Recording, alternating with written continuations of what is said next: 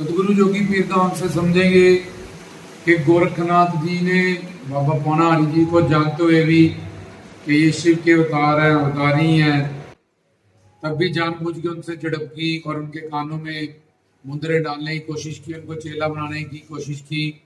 ऐसा क्यों? क्योंकि गोरखनाथ, नवनाथ और 84 सिद्ध ये सब अवतारी हैं। और गोरखनाथ भी गोबर से प्रकट हुए थे। एक पंडित पंडिताइन जिनके घर में कोई बच्चा नहीं था, तो मच्छिंद्रनाथ कीर्तन करते हुए जब गुजर रहे थे तो उनके घर उन्होंने लंगर छका। तो पंडित पंडिताइन रोने लगे कि हमारे घर कोई संतान नहीं है। तब वो बूथा दिया कि ये आप ले लो, 1 साल बाद आपके घर में बालक हो जाएगा। लेकिन तब भी उसी वक्त कोई सहेली आ जाती है, वो पंडिताइन को भड़का देती है। वो उस बबूता का सेवन नहीं करती कि ये बाबा लोग अपने पीछे लगा लेंगे, जैसे ही बबूता देंगे इससे क्या होगा, इसको किसी साफ जगह पे रख देते हैं। तो जब गोबर फेंका होता है, सारे गांव वालों ने वो गोबर को साइड करके उसके नीचे वो बबूत रख देते हैं। तो 12 साल बाद मच्छिंद्रनाथ जब आते हैं कि 12 साल का लड़का होना चाहिए तुम्हारा, बुलाओ। तो उन्होंने कहा मैं तो बबूती वहां रख दी थी। तो बोले फिर वहीं चलो। तो वहां जब गोबर को पीछे करते हैं तो 12 साल से नंगे गोरखनाथ वहां से प्रकट होते हैं। तो बोलते हैं कि तुमने तो मेरे माँ बाप पिता वाला कोई फर्ज निभाया नहीं है, इसलिए अब मैं नाथ जोगी बनूंगा, उनके साथ ही। उनका नाम गोरखनाथ था। ये नवनाथ और 84 सिद्ध ये अजर अमर अविनाशी हैं, अवतारी हैं, और शिव भोलेनाथ के आंशिक अवतार होते हैं। तो अब वो इतने बड़े नाथ थे, उनके पास 18 सिद्धियां थी, अनिमा गरिमा महिमा प्राप्त पराक्रम में ईशित भविष्यत।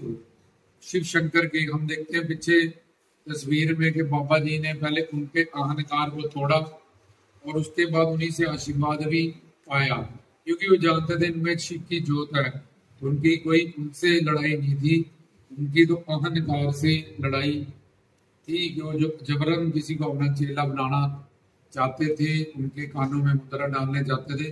तो गोरखनाथ ने इसलिए उनको जानबूझ के उनसे ये झड़प की कि गुजरात जूनागढ़ में तो इनकी अवतार हुआ है, लेकिन अब इनको सात लाइया में प्रकट होना है।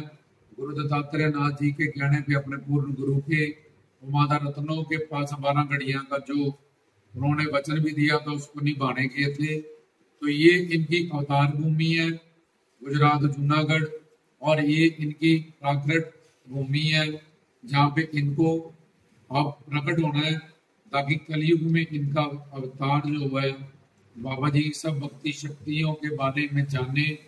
और शिव ने जो बालक स्वरूप वात्सल्य रूप में बाबा बालकनाथ के रूप में अवतरित होकर अवतार लिया है, उनके नाम गुण रूप लीला धाम और संत, इनका कीर्तन हो, क्योंकि कलयुग में कीर्तन प्रधान है। और इनकी अवतार लीलाओं के जैसे हवन के लिए सामग्रियां चाहिए होती है, ऐसे उन सामग्रियों को लेके शिव के इस अवतार से हम कलयुग में शिव भक्ति और गुरु भक्ति करते हुए उनकी लीलाओं का, नाम का, गुण का, रूप का, लीला का और धाम का और संत का, ये 6 जगह जो एरिया है ये सब पवित्र माने जाते हैं, पावन माने जाते हैं। इनसे ही मन का जोड़ना, इसको सत्संग कहते हैं। उससे पाप नष्ट होते हैं, उससे पिछले संचित कर्म नष्ट होते हैं, जिन कारणों से भी हमें दुख मिल रहा है। और उसके विपरीत हमें जगदानंद चाहिए, आत्मानंद, ब्रह्मानंद, प्रेमानंद चाहिए, जो भी चाहिए वो चीजें हमें प्राप्त होती है। तो गोरखनाथ जी ने भी शिव की ज्योति और जानते थे शिव की था परमात्मा। अब चाहते थे और गुरु दत्तात्रेय नाथ जी भी चाहते थे कि सात लाइया की भूमि में अब सिद्ध जोगी बाबा पौना हरि प्रकट हो जाए, उनका यहाँ सिद्ध पीठ बने।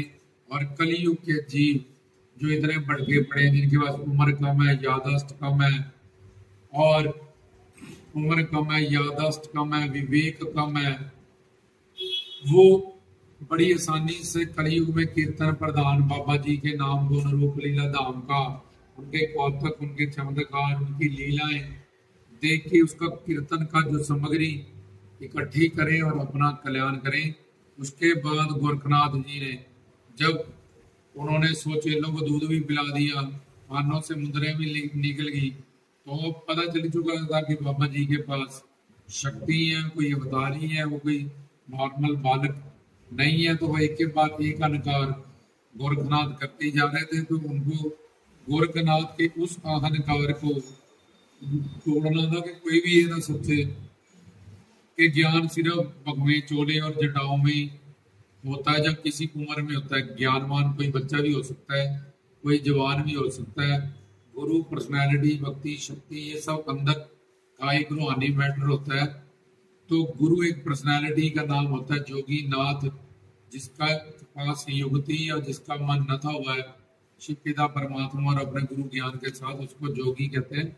और उसको युक्ति है हर दुख को मिटाने की, जन्म मरण को मिटाने की, उसको जोगी कहते हैं। दसम द्वार की विद्या की। तो गोरखनाथ जो के शिव के वो भी अवतार थे और बाबा बालकनाथ जी की अवतार है, पर जानबूझ के दोनों ने, जैसे अर्जुन और कृष्ण, ये नर नारायण के अवतार हैं। एक ने जानबूझ के मायाधीन बन के सवाल पूछते कि कृष्ण भगवान से, और वो जवाब देते रहे ताकि कलयुग के कल्याण के लिए गीता तैयार हो और उससे हम अपना कल्याण करें। तो ऐसे ही गोरखनाथ जी ने बाबा बालकनाथ जी से जानबूझ के झड़प करते हुए ये जो अवतार लीलाएं बाबा जी ने की, कौतक दिखाए, ताकि वो यहाँ पे प्रकट हो जाए, उनका सिद्ध पीठ बने। और कलयुग के वो अवतार हैं। कलयुग 4,32,000 वर्ष का है।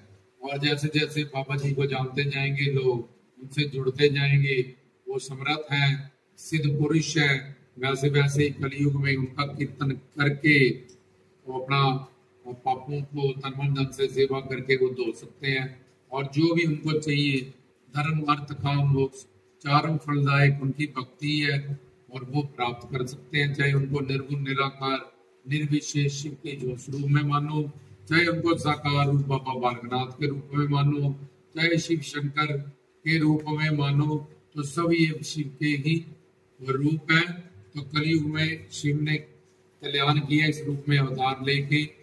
और गोरखनाथ जी से भी कोई द्वेष भाव ना रखे। वो रिद्धियां सिद्धियां के मालिक थे। 18 सिद्धियां उनके पास थी।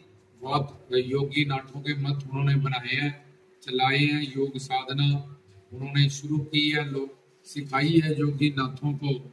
आध्यात्मिक आत्मा का दर्शन दीदारा कराया। दसम द्वार की विद्या का दान किया उन मठों से।